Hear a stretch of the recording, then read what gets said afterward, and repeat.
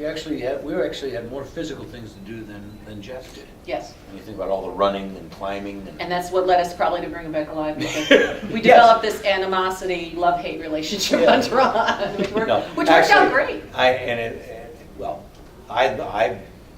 brought you up to.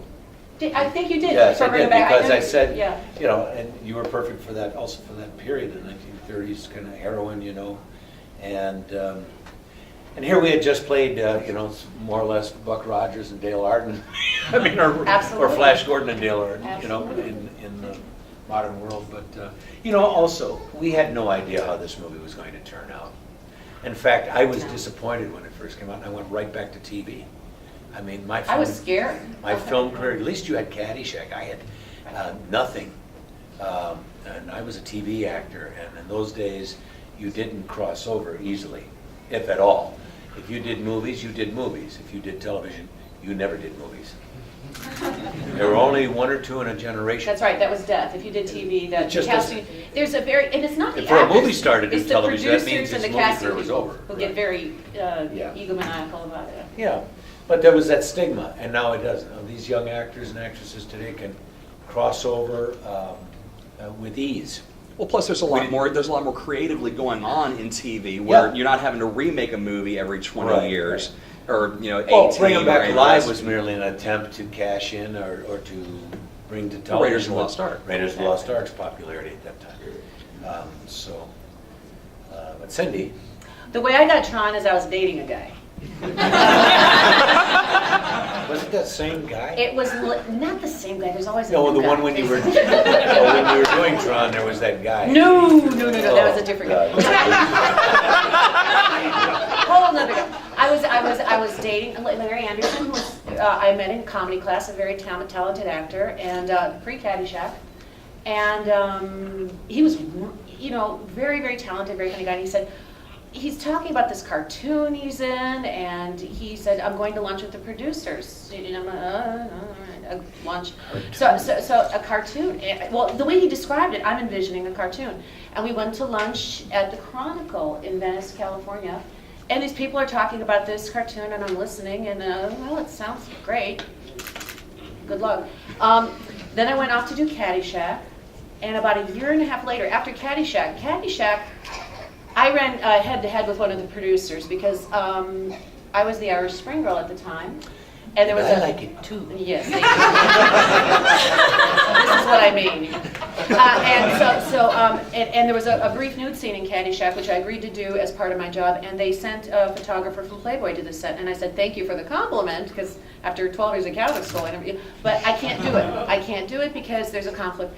And the producer said, do it or you're blanked in this business and you will never work again. They took away my paid ads, they took away my billing, and I did not work for a year and a half after Caddyshack because he took me off. He really killed me. But I didn't care because during the scene, I said, I will not work until that man puts his camera down, and I got all day. Take your time. And I knew and so we went head to head. But it was a hard thing. I didn't work for a year and a half, and then Disney called after Caddyshack, shockingly enough.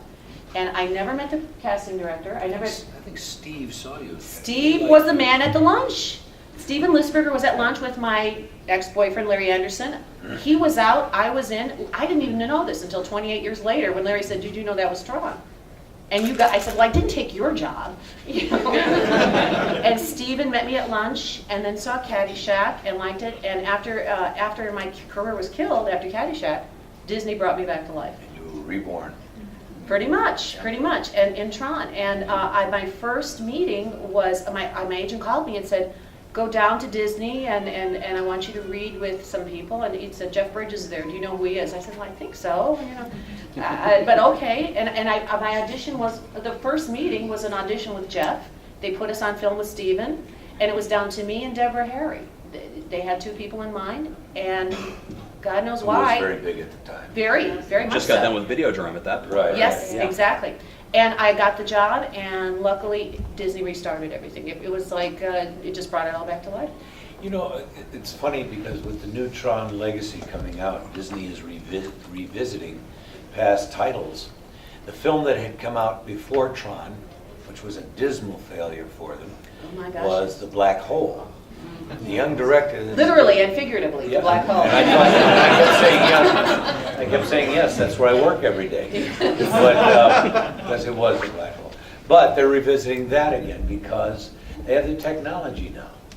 And I almost thank you, Tron. They have that technology. And the fans are doing it. I got to Yeah. break you off there. No. It's the fans who are controlling what's being seen now.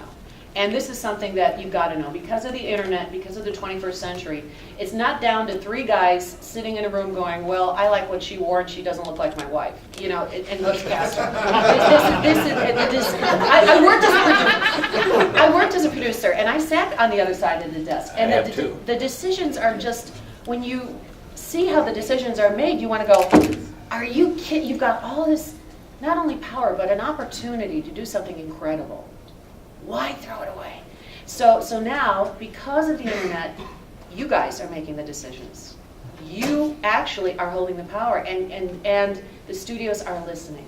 And I think it's the greatest thing that ever happened to especially all at of these us. cons, you know, I mean, the big con out in San Diego, Comic Con. Hollywood discovered that a number of years ago and comes rushing to it every July. Invaded it. And try to rip it out of San Diego. That's right. But the fact is that they finally woke up and said, we're coming to you. We want to hear what you want. We're going to come and show you what we've got. Right. And it's a nice, you know, It's interactive. give and take. Right. It's interactive now, and they watch the websites. They listen to the blogs. They're tracking Tron as we speak. They in the morning they've got what they call web crawlers, and in the morning they get the reports and they listen and they read the blogs, and they're becoming very communication savvy and it's becoming a global consciousness. So it's I think in my heart it kind of, after all these years, it makes me smile. It's interesting. Well, we helped give birth to it. I beg your Grandma. pardon. I think I would remember giving birth to It's interesting. I think We. yes, I know. You bring up the fan reaction online. You were one of the voice actors on the Tron 2.0 video Yes. game, Yeah. but weren't a part of the actual script for Tron Legacy. But there was a lot of groundswell. Action Flick Chick was one of the people who championed. Yeah, absolutely. Absolutely.